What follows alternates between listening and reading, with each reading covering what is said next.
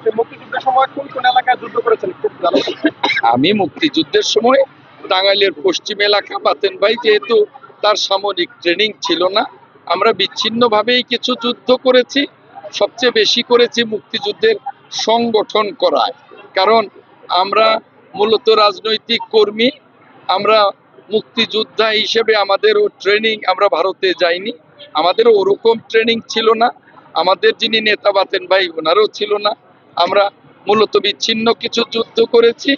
শেষ দিকে অবশ্যই, একেবারে শেষ দিকে, শেষ 3 মাসে আমি বাসাইলেও সামাদ গামা নামে একজন মুক্তিযোদ্ধা ছিলেন, ভুয়াপুরে তার বাড়ি ছিল, তার সাথেও কিছুদিন এখানে যুদ্ধ করেছি শেষ 3 মাসে।